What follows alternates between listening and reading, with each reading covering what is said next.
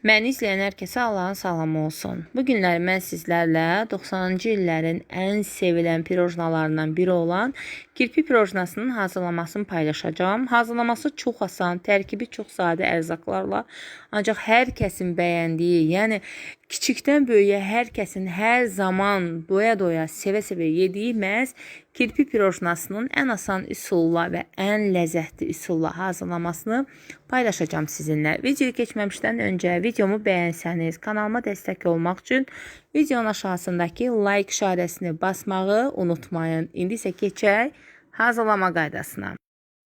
Öncəliklə 6 ədəd yumurtanın ağını sarısından ayırıram. Ağını mikserin qabına əlavə edirəm. Üzərinə 1 çimdik duz əlavə edirəm və mikserin ən yüksək dərəcəsi ilə başlayıram yumurtanı ta ki ağarıb bərkiyənə qədər çalmağa.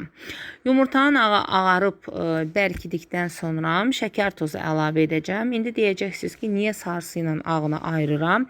Ümumiyyətlə pirojnalarda tərkibinə belə deyim də, başqa un, şəkər tozu və yumurtadan əlavə tərkibinə başqa ərzaq qatmadığınız bütün biskvitlərdə, pirojnalarda mütləq yumurtanın ağı ilə sarısını ayırmaq lazımdır. Və yumurtanın ağı bərkidikdən sonra üzərinə yavaş-yavaş 200 qram şəkər tozu əlavə edirəm. Yəni 1 stəkan şəkər tozu əlavə edirəm. Çox şirin xoşlamırsınızsa stəkanın başından 1 barmaq, 2 barmaq əskik yəni əlavə edə bilərsiniz. Çünki krem özü tərkibində şirinliyi olur. Və yumurtanın ağı ilə şəkər tozu da yaxşı-yaxşı qatlaşdıqdan sonra yumurtanın sarısını əlavə edirəm. Və qarışımın tərkibi ta ki ağarana qədər çalmaq lazımdır.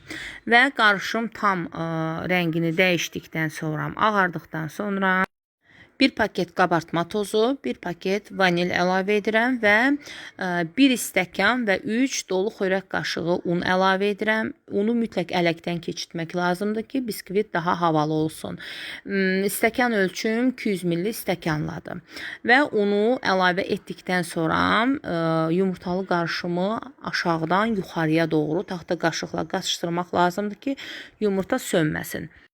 Və diametri 32 sm olan soba listimin içərisinə yağlı kağız əlavə edirəm, daha doğrusu sərirəm və üzərindən xəmiri əlavə edib hər tərəfə eyni bərabərlikdə yayıram və soba listini, sobanı da əvvəlcədən 180 dərəcədə alt-üst rejimdə qızdırıram və elə 180 dərəcədə alt-üst rejimdə 15-20 dəqiqə ərzində bişirirəm. 15-20 dəqiqədən sonra gördüyünüz şəkildə biskvit artıq hazırdır. Çöplə yoxlayıram. Əgər çöpün üzəri qurudsa, demək ki, içərisi də tam bişibdir.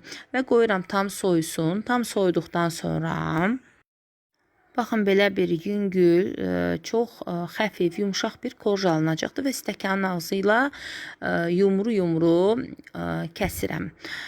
Belə fiqur kəsənlər də var, amma yoxdursa evdə, məndə məsəl üçün yoxdur. Çünki mən elə həmişə stəkanın ağzı ilə kəsmişəm biskviti. Və biskviti gördüyünüz kimi bu şəkildə kəsirəm.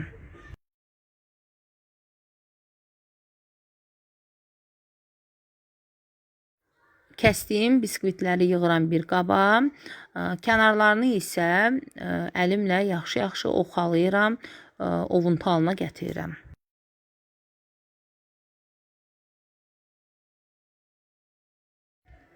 Və gördüyünüz kimi bu kənarlarından çıxan ovuntudur. Mən krem olaraq qaymaqlı kremdən istifadə edirəm. Qaymaqlı kremin hazırlamasını kanalımda dəfələrlə paylaşmışam. Baxmayanlar üçün videonun alt bölümündə linkini yerləşdirəcəm. Və biskvitləri, belə deyim də, islatmaq üçün bişmiş qatlaşdırılmış südün üzərində bir dolu xörək qaşığı bişmiş qatlaşdırılmış südün üzərinə qaynar su əlavə edirəm. Çox da qaynar olmayanda, belə deyim, ilıq su əlavə edirəm və yaxşı qatışdırıram. Əgər evdə sizdə bişmiş malako yoxdursa, onda adi şərbətlə də edə bilərsiniz və yaxud da mürəbbə şirəsi ilə də edə bilərsiniz və yaxud adi qaynar südlə də edə bilərsiniz. Yəni, bu sizin öz əlinizin altında olan ərzaqa baxır. Amma bişmiş malako ilə dadı müsbət olur da, çox dadlı olur. Və bir-bir kəsdiyim biskvitlərin üzərini malako ilə isladıram. Belə. Və eyni qaydada hamısını bu şəkildə üzərini bişmiş malakolu qarışımla şirələyirəm də belə.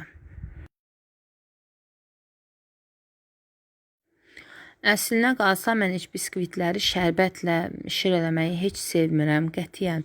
İndi məsəl üçün çox tort evlərində məsələ şərbətlə, yəni şir eləyirlər, amma qətiyyən mən sevmirəm. Çünki bir gün qaldıqdan sonra tort və yaxud da biskvitlər linç kimi olur. Ona görə də çalışın bu cür qatlaşdırılmış malakoyla və yaxud da adi skuşonlu malakoyla biraz su qatın, qaynar, yəni ilıq su qatın, ondan sonra qatışdırıb biskvitləri isladın və yəni bütün biskviti şirələdikdən sonra üzərinə bolca qaymaqlı krem əlavə edirəm. Kənarlarına da krem çəkirəm və ovuntu halına saldığım qırıntıları üzərinə və kənarlarına gördüyünüz şəkildə belə səpirəm və eyni qayda ilə hamısını bu şəkildə hazırlayıram. Krem olaraq bişmiş kremdən də istifadə edə bilərsiniz, amma biraz qatı, yəni bərk olmalıdır və yaxud da yağlı kremdən də istifadə edə bilərsiniz. Amma ən ləzzətli, ən dadlı yayda, yəni hazırlayacağınız kirpi pirojnasını mütləq belə deyərdim, qaymaqlı kremlə edin. İnanın ki, elə biləcəksiniz ki, marojna yiyirsiniz, yəni o qədər ləzzətli və dadlı olur.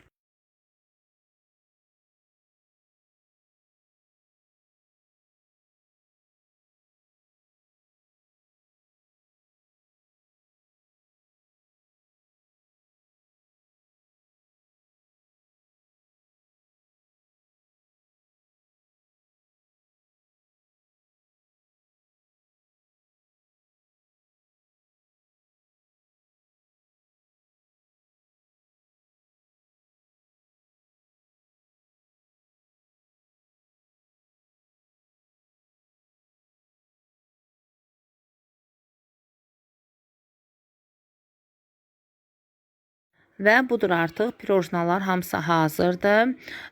1 saat dinləndirdikdən sonra məsələn süfrəyə təqdim edə bilərsiniz. Amma mən heç 1 saat da gözləməyəcəm. Sizə kəsib göstərəcəm. Necə yumuşaqdır, çox dadlıdır. Bilənlər bilir, bilməyənlər üçün də deyim ki, inanın ki, hazırlamağınıza peşman belə olmayacaqsınız. Uşaqlar çox sevirlər. Çox yumuşaq, yüngül, xəfif bir pirojnadır. Hazırlayın, siz də nuşucanlıqla yeyin. Bu qədər. Bu mənim sizinlə paylaşmaq istədiyim növbəti bir videoydu. İnşallah ki, bəyəndiniz. Göz haqqınızı halal etdiniz. Allah hər kəsin süfrəsini bol ruzu bərəkətli etsin. Heç kimin gözü, heç kimin qazanında qalmasın inşallah. Kanalımı bəyənirsinizsə, abunə olmağı unutmayın. Videomu bəyəndinizsə, like edərək kanalıma dəstək ola bilərsiniz. Şərhlərinizi oxumaq hər zaman mənim üçün xoşdur. Sağ olun, salamatla qalın.